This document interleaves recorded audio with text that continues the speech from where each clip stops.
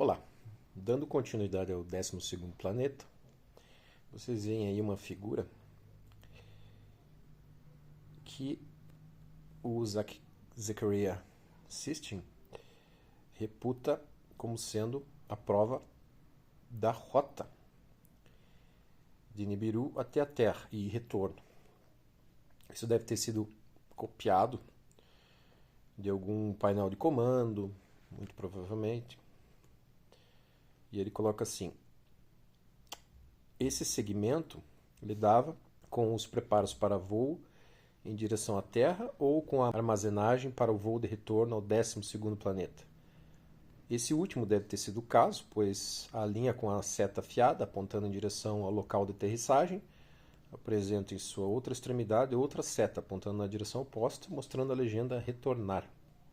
Há instruções que ele traduziu, dizendo empilhar montanha, montanha, vapor, água, grão, combustível, água, grão. Então, muito provavelmente era o abastecimento necessário na nave para chegar até a Terra. Quando Ea, ou Enki, arranjou para que o emissário de Anu fizesse a Dapa, que é o Adão, pegar a estrada para o céu e ir até Nibiru, e Anu, o rei, descobriu a falcatrua, ele exigiu saber por que Ea, a humano inútil, o plano de céu-terra revela, transformando-o em distinto, preparando um Shen, que é foguete, para ele. No planisfério que acabamos de decifrar, podemos ver de fato tal mapa de rota, um plano do céu-terra. Pode ser que tenha sido o Adão que tenha feito essa cópia, né, de mapa. Os Nephilims haviam esboçado a rota de seu planeta para o nosso. De outra forma, textos inexplicáveis lidando com distâncias celestes também fazem sentido se os lermos em termos de viagem espacial do 12º planeta. Um desses textos, descoberto nas ruínas de Nippur, e que se acredita ter cerca de 4.000 anos, encontra-se hoje guardado na coleção Hippert Resch, na Universidade de Jena, na Alemanha. O Neugebauer, The Exact Science in Antiquity, estabeleceu que a tábua, sem dúvida, era cópia de uma composição original bem mais antiga. Ela fornecia razões de distâncias celestes, começando da Lua para a Terra e em seguida através do espaço para outros 6 planetas. A segunda parte do texto parece fornecer as fórmulas matemáticas para resolver qualquer problema interplanetário, indicando de acordo com algumas leituras. Nunca houve um total acordo entre os acadêmicos quanto à leitura correta das unidades de medição dessa parte do texto. Uma nova leitura nos foi sugerida em uma carta pelo Dr. J. Osner, curador da coleção Hippert Resch em Jena. No entanto, é óbvio que a segunda parte do texto media as distâncias de Chupa, Plutão. Apenas os Nephilims, cruzando as órbitas planetárias, poderiam ter montado essas fórmulas. Eles eram os únicos que precisavam desses dados. O livro do Gênesis descreve a morada de Deus na Terra, o Éden, como um lugar de clima temperado, quente, mas arejado, visto que Deus fazia seus passeios à tarde para pegar uma brisa fresca. Era um lugar em que o solo era bom e doava seus nutrientes à agricultura e horticultura, especialmente no cultivo de pomares. Era um lugar que puxava suas águas de uma rede de 4 rios, e o nome do terceiro rio era Hiddekel, Tigre, aquele que fluía em direção ao leste da Síria, e o quarto era o Eufrates. Enquanto as opiniões relacionadas à identidade dos 2 primeiros rios, Pison, abundante, entre aspas, e Gion, que jorra para frente, são inconclusivas, não há sombra de dúvida quanto aos outros 2 rios, Tigre e Eufrates. Alguns acadêmicos situam Éden no norte da Mesopotâmia, onde nascem os 2 rios e 2 afluentes menores. Outros, tais como E.A. Spacer em The Rivers of Paradise, acreditam que os 4 rios convergem na cabeceira do Golfo Pérsico. Logo, o Éden não se encontraria ao norte, mas ao sul da Mesopotâmia. O nome bíblico Éden é de origem mesopotâmica, derivado do acadiano Edinu, que significa plano. Recordamos que o título divino dos deuses antigos era Din, Dir, os íntegros, justos dos foguetes. O nome sumério para a morada dos deuses, Din, teria o significado de a casa dos íntegros, uma descrição apropriada. A escolha da Mesopotâmia como a casa na Terra foi provavelmente motivada por, pelo menos, outra consideração importante. Embora os Nephilims devidamente estabelecessem uma estação espacial em terra firme, Algumas evidências sugerem que, pelo menos inicialmente, eles fariam a aterrissagem no mar, em uma cápsula hermeticamente selada. Se esse era o método de aterrissagem, a Mesopotâmia oferecia a proximidade não apenas de um, mas de dois mares, o Oceano Índico ao sul e o Mediterrâneo ao leste, para que, em caso de emergência, a aterrissagem não tivesse que depender de apenas um local aquático. Como veremos a seguir, uma boa baía ou golfo, dos quais as longas viagens marítimas poderiam ser lançadas, era algo também essencial. Nos textos e gravuras antigas, as naves dos Néfilins eram inicialmente chamadas de barcos celestes. A aterrissagem desses astronautas marítimos, podemos imaginar, devia ser descrita nos contos épicos antigos como uma aparição de algum tipo de submarino dos céus no mar, dos quais os escafandristas emergiam e vinham à costa. De fato, os textos mencionam que alguns dos Ab-Gal, que navegavam as naves espaciais, se vestiam como peixes. Um texto que trata das jornadas divinas de Ishtar cita tentando chegar ao grande Galu, navegador-chefe, que tinha ido embora em um barco submerso. Berosso transmitiu as lendas relacionadas a Oanes, o bem dotado de razão, um deus que fez a sua aparição do mar Eritreu, que fazia fronteira com a Babilônia, no primeiro ano da descida do reino do céu. Berosso relatou que Oanes parecia um peixe, tinha uma cabeça humana dentro da cabeça do peixe e tinha os pés como de um homem dentro do rabo do peixe. Sua voz e linguagem também eram articuladas e humanas. Os três historiadores gregos, por meio dos quais sabemos o que Berosso escreveu, relataram que esse divino homem-peixe aparecia periodicamente, vindo à costa do mar Eriteu, o corpo da água que atualmente chamamos de Mar da Arábia, a parte ocidental do Oceano Índico. Por que os Néfilins pousariam na água no Oceano Índico a centenas de quilômetros de seu lugar escolhido na Mesopotâmia, em vez do Golfo Pérsico, que é bem mais próximo? Os relatórios antigos confirmam indiretamente a nossa conclusão de que as primeiras aterrissagens ocorreram durante o segundo período glacial, quando o Golfo Pérsico, que conhecemos hoje, não era um mar, mas uma extensão de pântanos e lagos rasos, nos quais os pousos seriam impossíveis. À medida que varriam a superfície do espaço, os Néfilins devem ter prestado atenção especial nas montanhas e cordilheiras. Elas poderiam apresentar perigos durante as aterrissagens e decolagens, como também poderiam servir como pontos navegacionais de referência. Enquanto pairavam sobre o Oceano Índico, se os Néfilins olhassem em direção à Terra entre os rios, que selecionariam para os primeiros esforços de colonização, veriam um marco inalterado, o Monte Ararat. Uma extinta cadeia de montanhas vulcânicas, o Ararat domina o Planalto Armênio, onde atualmente as fronteiras da Turquia, Irã e Armênia se encontram. Ele eleva-se nos lados leste e norte, cerca de 920 metros acima do nível do mar, e na parte norte chega a 1.525 metros. Toda a cadeia de montanhas soma 40 km de diâmetro, ou seja, um domo elevado projetando-se da superfície da Terra. Outras características ajudam a realçá-lo não apenas do horizonte, como também visto lá de cima do céu. Em primeiro lugar, está situado quase na metade do caminho entre dois lagos, o Van e o Sevan. Em segundo lugar, dois picos elevam-se da alta cadeia. O Baixo Ararat, 3.931 metros, e o Grande Ararat, 5.181 metros de altura. Nenhuma outra montanha se compara às altitudes solitárias dos dois picos, que vivem permanentemente cobertos de neve. Temos motivos para acreditar que os Néfilins selecionaram seus locais de aterrissagem ao coordenar o meridiano norte-sul com um marco inigualável e com uma localização conveniente de rios. O Ararat, com dois picos de fácil identificação, servia como um ponto de referência adequado. Um meridiano traçado no centro do Ararat, de dois picos, atravessaria o Eufrates. Esse era o alvo, o local escolhido para a estação espacial. O local selecionado situa-se em uma planície. As cordilheiras que rodeiam a Mesopotâmia ficavam a uma distância substancial.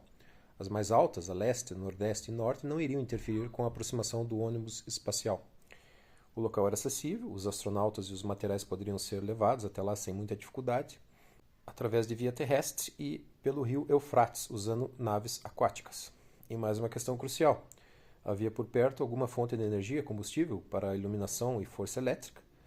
A resposta é um enfático sim.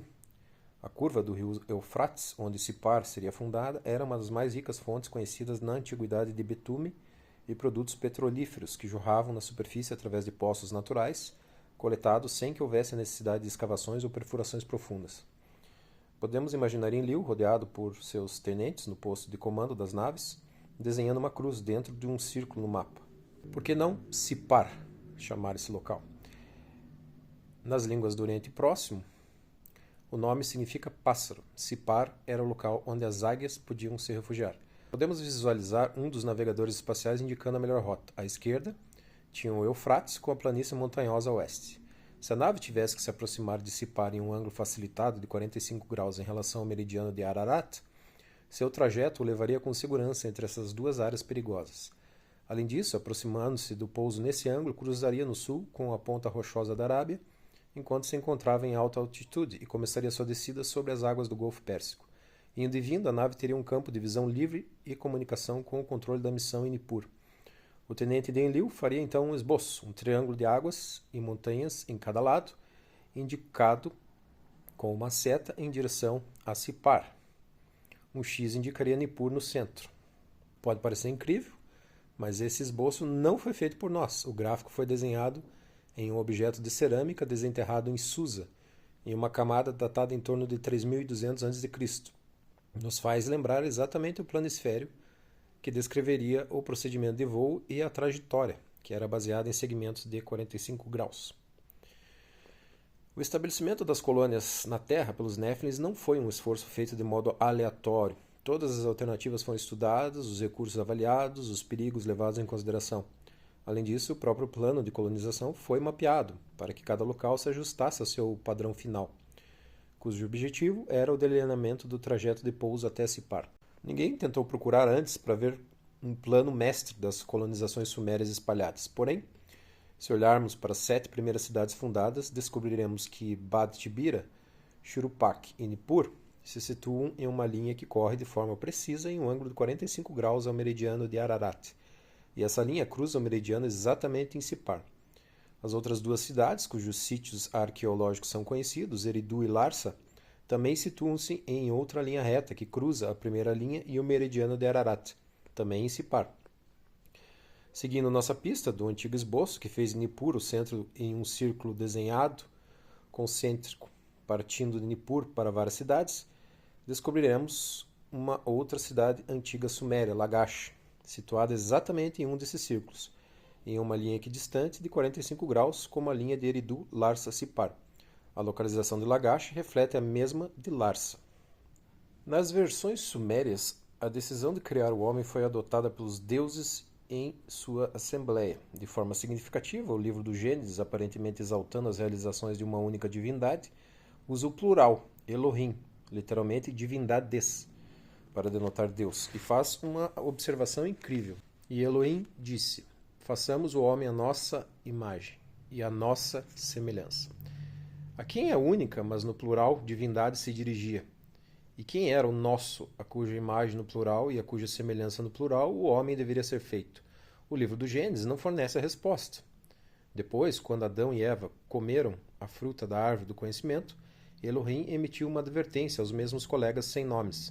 Olhai, o homem tornou-se um de nós, tem conhecimento do bem e do mal. Visto que a narrativa bíblica da criação, como outros contos sobre o princípio do Gênesis, deriva de origem suméria, a resposta é óbvia.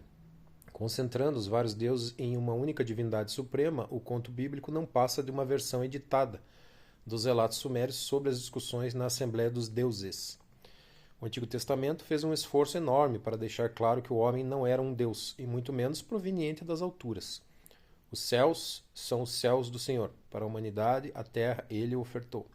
O novo ser era chamado de o Adão, porque ele foi criado de Adama, o solo da terra. Em outras palavras, ele era o terráqueo. Carecendo apenas de certos conhecimentos e de um ciclo de vida divino, o Adão foi, em todos os sentidos, criado à imagem, selem, e semelhança, dmut, de seus criadores. O uso de ambos os termos no texto era para não deixar dúvida de que o homem era similar aos deuses, tanto física quanto emocionalmente. Em todas as descrições gráficas dos deuses e dos homens, essa semelhança física é evidente. Apesar da advertência bíblica contra a idolatria de imagens pagãs gerar a noção de que o Deus hebreu não tinha imagem nem semelhança, não apenas a narrativa do Gênesis, como outros relatos bíblicos afirmam o contrário. O Deus dos hebreus antigos podia ser visto frente a frente, ser enfrentado, ser ouvido. Se podia falar com ele. Tinha cabeça e pés, mãos e dedos, e uma cintura. O Deus bíblico e seus emissários pareciam com os homens e agiam como os homens, visto que os homens foram criados para se parecerem e agirem como os deuses. No entanto, em toda essa simplicidade se encontra um grande mistério. Como essa nova criatura podia possivelmente ser uma réplica física, mental, emocional e virtual dos Néflins? Como o homem foi criado de fato? A bomba esmagadora lançada por Darwin foi a conclusão de que todas as criaturas vivas, incluindo o homem, eram produtos da evolução. Contrário à crença mantida até aquela época, o homem não foi gerado de forma espontânea. A reação inicial da Igreja foi violenta, mas à medida que os fatos científicos relacionados à idade verdadeira da Terra, evolução, genética e outros estudos biológicos e antropológicos vinham à tona, a crítica da Igreja ficou muda. Parece que finalmente as próprias palavras do Antigo Testamento fizeram com que o conto do Antigo Testamento ficasse indefensável, pois como um Deus que não tem corpo físico e que é único universalmente poderia dizer: vamos fazer o homem à nossa imagem, à nossa semelhança. Como bem mostramos no início desse livro, os cientistas modernos começaram a questionar as teorias mais simples. A evolução pode explicar o curso geral dos eventos que fizeram com que a vida e as formas de vida se desenvolveram na Terra, desde a mais simples criatura unicelular até o homem. Mas a evolução não tem como explicar o surgimento do Homo sapiens, que aconteceu virtualmente do dia para a noite em termos de milhões de anos de evolução exigidos, e sem evidência alguma de estágios anteriores que poderiam indicar uma transformação gradual de Homo erectus. O hominídeo do tipo Homo é o produto de um evento repentino e revolucionário. Ele surgiu de forma inexplicável cerca de 300 mil anos atrás, milhares de anos antes do tempo que seria normal. Os acadêmicos não têm explicação, mas nós temos. Os textos sumérios e babilônicos têm. O Antigo Testamento também. O Homo sapiens, homem moderno, foi criado pelos deuses antigos. Afortunadamente, os textos mesopotâmios fornecem uma declaração esclarecedora sobre o período em que o homem foi criado. A narrativa sobre o trabalho árduo e subsequente motim dos Anunnaki nos informa que por 40 períodos eles sofreram com o trabalho dia e noite. Os longos anos de sua labuta são dramatizados pelos versos repetitivos. Por 10 períodos eles sofreram com o trabalho, por 20 períodos eles sofreram com o trabalho, por 30 períodos eles sofreram com o trabalho, por 40 períodos eles sofreram com o trabalho. O antigo texto usa o termo ma para denotar período, sendo que a maioria dos acadêmicos traduziu como ano. No entanto, o termo tinha a conotação de algo que se completa, e em seguida se repete. Aos homens da Terra, um ano é equivalente a uma órbita completa da Terra ao redor do Sol. Como já mostramos anteriormente, a órbita do planeta dos Néflins é equivalente a um char, ou 3.600 anos da Terra. 40 chars, ou 144 mil anos da Terra. Depois de chegarem, os Anunnakis protestaram: chega! Se os Néflins chegaram à Terra pela primeira vez, como concluímos, cerca de 450 mil anos atrás, então a criação do homem ocorreu cerca de 300 mil anos atrás. Os Néflins não criaram os mamíferos, nem os primatas, nem os hominídeos. O Adão da Bíblia não era do tipo Homo, mas um ser que era o nosso ancestral, o primitivo Homo sapiens. É o homem moderno, como o conhecemos, que os Néflins criaram. A chave para entender esse fato crucial encontra-se no conto do sonolento Enki, que foi acordado para ser informado que os deuses haviam decidido fazer um Adamo, e sua tarefa era encontrar os meios. Ele respondeu: a criatura cujo nome tu pronunciaste, e ela existe. E acrescentou: coloca nela, sobre a criatura que já existe, a imagem dos deuses. Aqui então está a resposta ao enigma. Os Néflins não criaram o homem do nada. Em vez disso, pegaram uma criatura já existente e a manipularam para colocar nela a imagem dos deuses. O homem é produto da evolução, mas o homem moderno, o Homo sapiens, é produto dos deuses, visto que, em uma época por volta de 300 mil anos atrás, os Néflins pegaram o homem macaco, o Homo erectus, e implantaram nele sua própria imagem e semelhança. A evolução e os contos do Oriente Próximo sobre a criação do homem não entram em conflito de maneira alguma. Muito pelo contrário, se explicam, se complementam, pois sem a criatividade dos Néflins, o homem moderno ainda estaria a milhões de anos da distância das árvores evolucionárias. Que os Néflins e os macacos parecidos com o homem se encontraram é algo que vários textos antigos confirmam. Um conto sumério que trata dos primórdios declara: quando a humanidade foi criada, eles não sabiam comer o pão, não sabiam como se vestir com roupas, comiam plantas com a boca, mastigando igual o carneiro, bebiam água da vala. Esse ser humano, parecido com um animal, também é descrito no épico de Gilgamesh. Esse texto conta como era Enkidu, aquele nascido das estepes, antes de se tornar civilizado. Repleto de pelo é todo o seu corpo, dotado de cabelo na cabeça como uma mulher. Ele não sabe o que é povo e nem o que é terra. Vestido é como aquelas dos campos verdejantes. Com as gazelas ele se alimenta de grama. Como as bestas selvagens busca espaço, no local onde se encontra água. Com as criaturas proliferando na água, seu coração se delicia. O texto acadiano não descreve apenas um homem parecido com um animal. e ele também descreve um encontro com esse ser. Agora um caçador, aquele que monta a armadilha, deparou-se com ele no local onde havia água. Quando o caçador o viu, seu rosto ficou imóvel, seu coração ficou perturbado. Entristecido ficou seu rosto, pois a tristeza havia entrado em sua barriga. Havia mais nisso do que um mero temor, depois que o caçador observou o selvagem. Esse indivíduo bárbaro das profundezas da estepe, pois esse selvagem também havia interferido com as presas do caçador. Ele encheu os buracos que o havia cavado, destruiu as armadilhas que o havia montado, as bestas e as criaturas da estepe ele fez com que escapassem de minhas mãos. Não poderíamos pedir por descrição melhor de um homem macaco, peludo, despenteado, um nômade que não conhece povo nem terra, vestido com folhas, como aquelas dos campos verdejantes, alimentando-se de grama e vivendo entre os animais.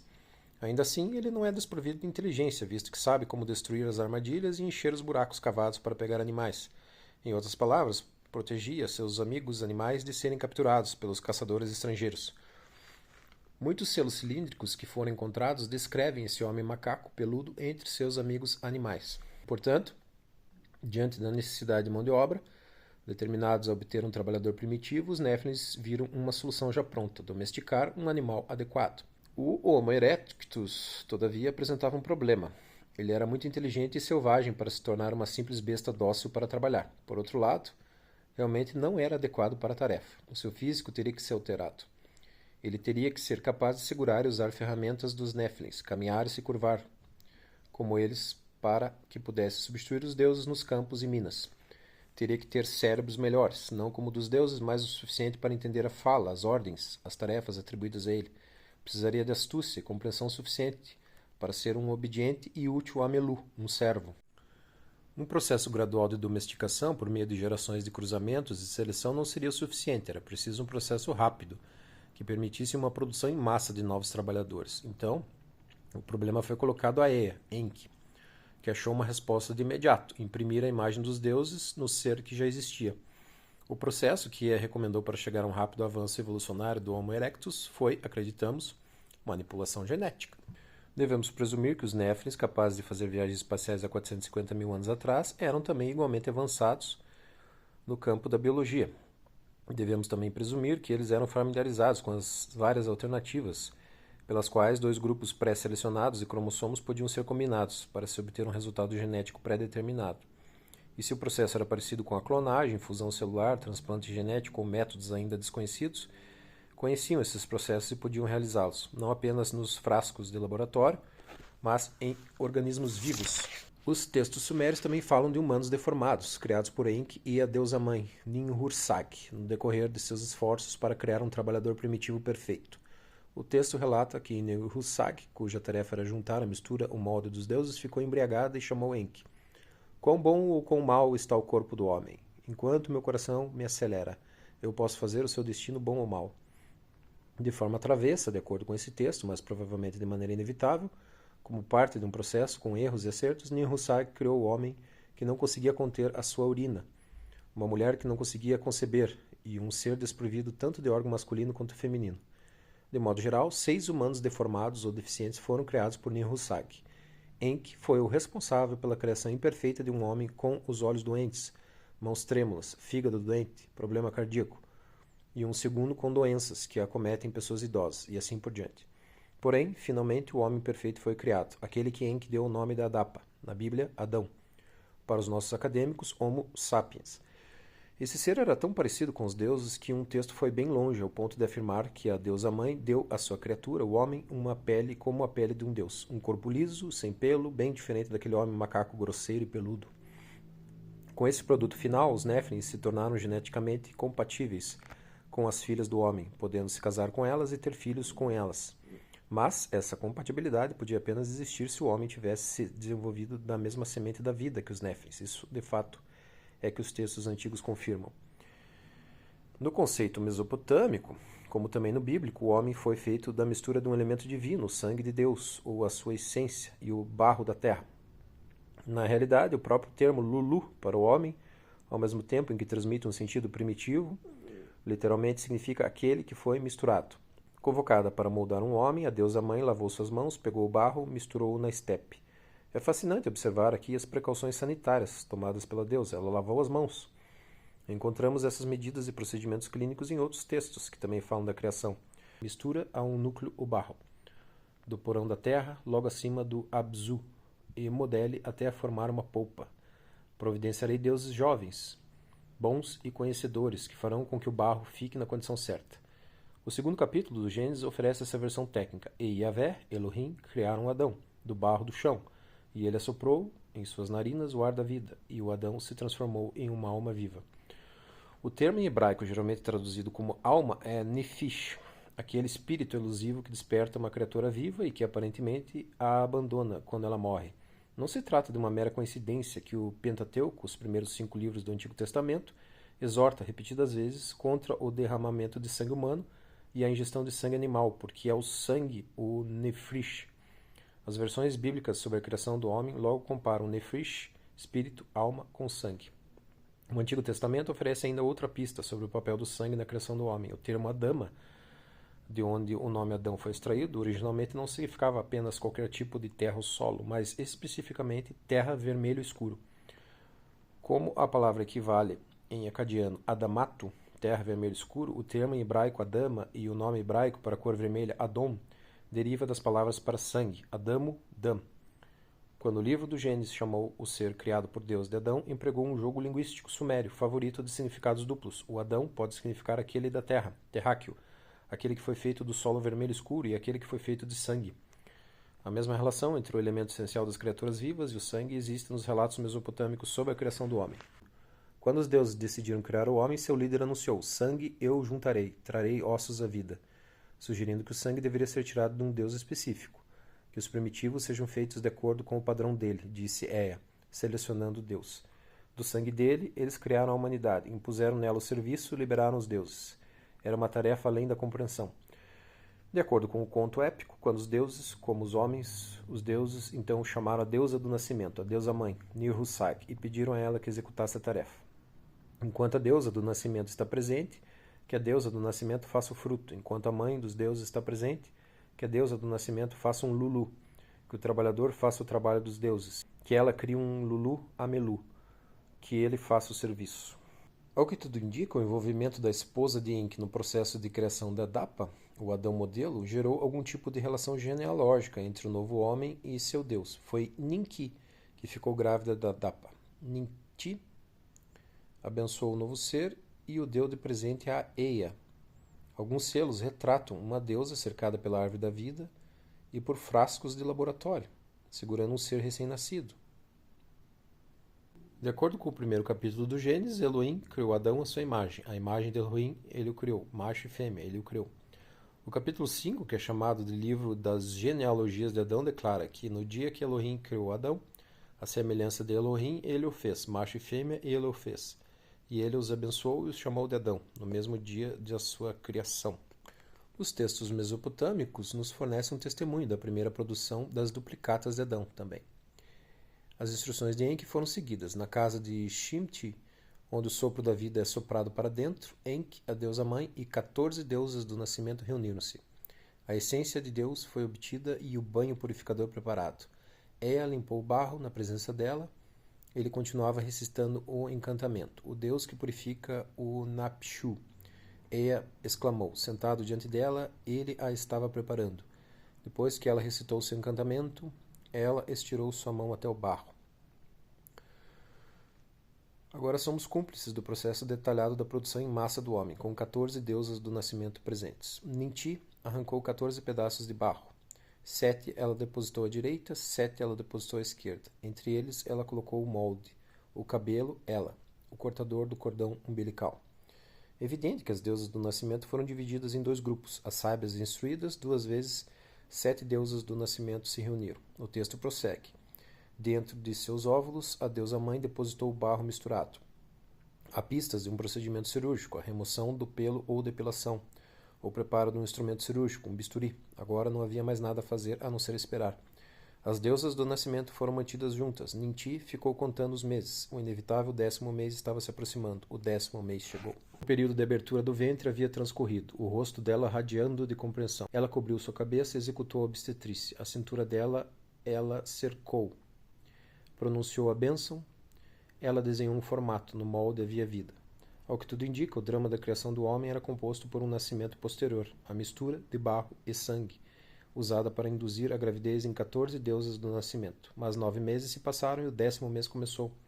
O período de abertura do ventre havia transcorrido. A especialista foi chamada, a deusa mãe executou a obstetrícia. Que ela havia se empenhado em algum tipo de operação cirúrgica fica mais claro ainda em um texto equivalente. Nietzsche conta os meses. O destinado 10º mês eles chamam a dama cujas mãos abrem um veio. Com o, ela abriu o ventre. Seu rosto reluziu de alegria. A cabeça dela foi coberta. Fez uma abertura. Aquilo que estava no ventre apareceu. Tomada de alegria, a deusa mãe se deixou levar pelo choro. Eu criei. Minhas mãos conseguiram. O propósito de misturar esse elemento divino por completo com o elemento terreno foi também esclarecido. No barro, Deus e homens serão unidos. Há uma unidade conciliada para que, no fim dos tempos, a carne e a alma que um Deus amadureceu, essa alma em relação consanguínea, como seu final de vida proclamará, para que isso não seja esquecido, que a alma na relação consanguínea seja unida. O épico de Gilgamesh relata que, quando os deuses decidiram criar uma duplicata, para o parcialmente divino Gilgamesh, a deusa mãe misturou o barro com a essência do deus Niurta. Mais adiante no texto, a poderosa força de Enkidu é atribuída ao fato de ele ter a essência de Anu, um elemento que adquiriu por intermédio de Niurta, o neto de Anu. O termo acadiano Kisir refere-se a uma essência, um concentrado que os deuses dos céus possuem. Estamos de volta a uma simples e exclusiva palavra de tradução, gene.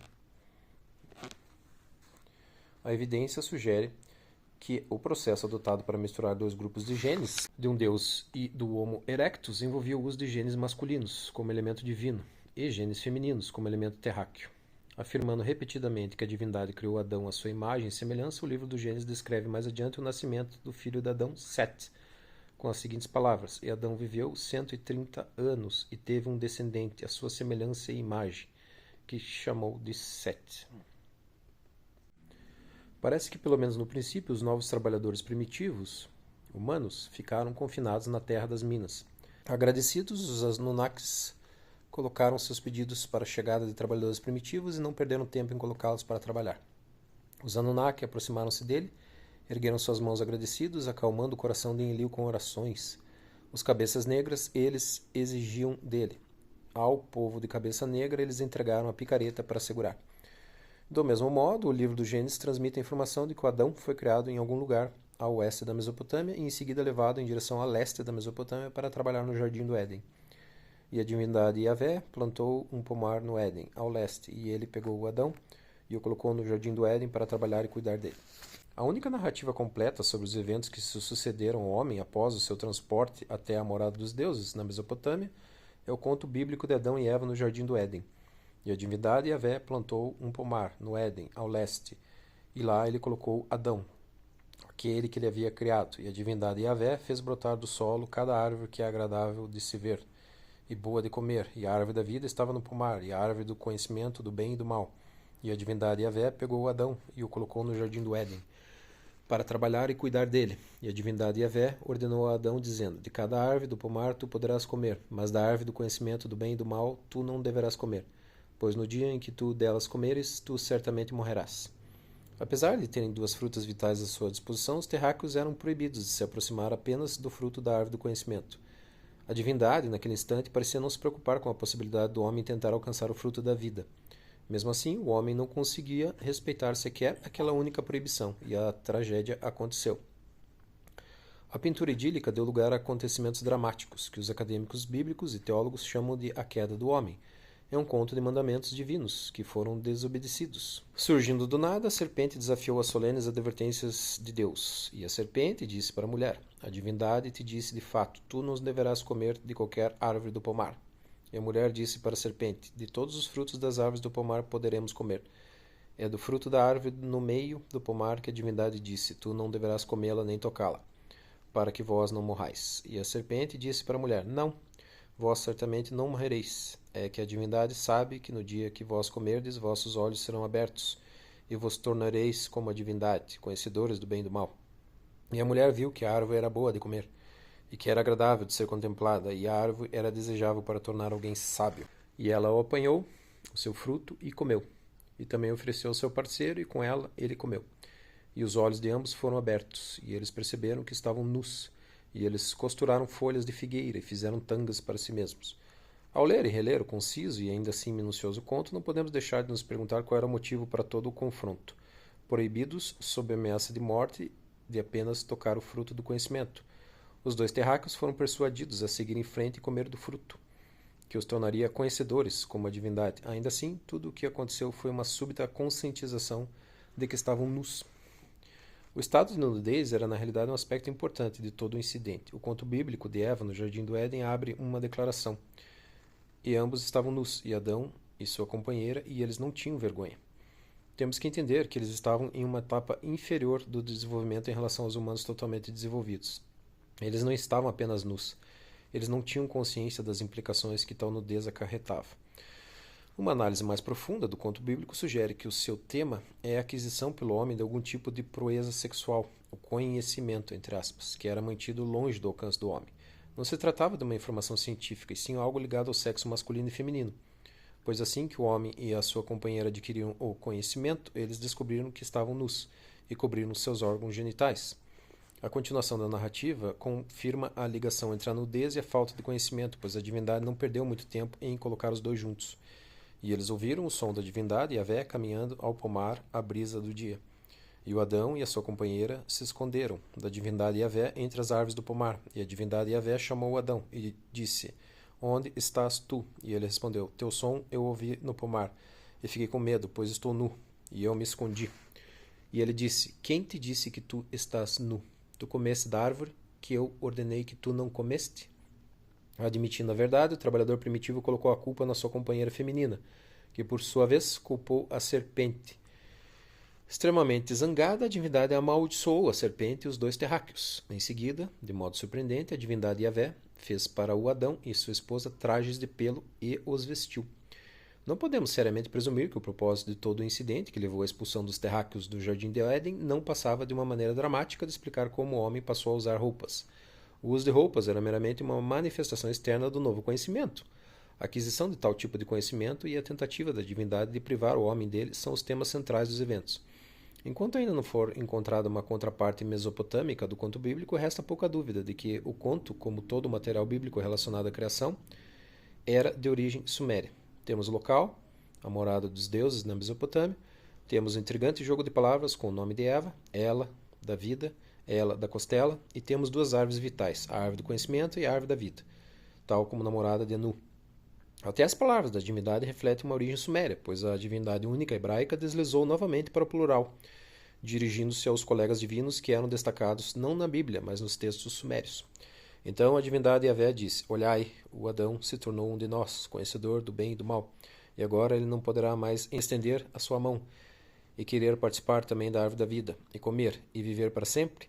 E a divindade Yahvé expulsou o Adão do pomar do Éden. Como muitas descrições sumérias antigas mostram, houve um tempo em que o homem, sendo um trabalhador primitivo, serviu seus deuses totalmente nu. Ele andava nu, quer servisse comida e bebida aos deuses ou trabalhasse nos campos ou nas obras de construção. A implicação clara é que o status do homem frente aos deuses não era muito diferente dos animais domesticados. Os deuses tinham meramente aperfeiçoado um animal existente para suprir suas necessidades. Well, the next step has been taken because NASA had agreed with the astronomers at the U.S. Naval Observatory that there is one more celestial body beyond Pluto. NASA has been searching for it. NASA, about 4 years ago, directed the two Pioneer spacecraft that have gone beyond Jupiter and Saturn and into outer space, has directed them to separate so that they would measure in about a year or two at the most, they would measure the gravitational pull on them. And if both of them detect the same gravitational pull, it means that the pull comes from a very far out celestial object, which could be another sun or whatever in another solar system. But if one of them is subjected to a greater pull than the other, that means that it is nearing a celestial body, which then must be a planet, because the only way it could be there is if it orbits our sun. So NASA has done that about 3.5 years ago. Last year, NASA launched IRAS, which stands for Infrared Astronomical Station. It's a satellite that could detect celestial bodies which are very dim, could not be seen with normal telescopes, but could be seen through infrared light if they reflect some of it. And that IRAS has seen a celestial body about 4 times the size of Earth moving towards Earth, because on the 2 sweeps in that 1 year, 6 months and 6 months, in 6 months time difference between the 2 photographs, it was seen to be moving. It shifted position and moved towards Earth. Now, after the initial leak about it, suddenly there was a total denial of the whole thing. And when you contacted NASA or the people who have analyzed that, they said, we don't know what you're talking about, because but it was reported in the Washington Post and in other, there was a leak which they tried to plug. Now, this is another aspect altogether of why there seems to be a fear of acknowledging the possibility that we are not alone in our solar system. I don't have the answer for that, but it keeps puzzling me. You don't have the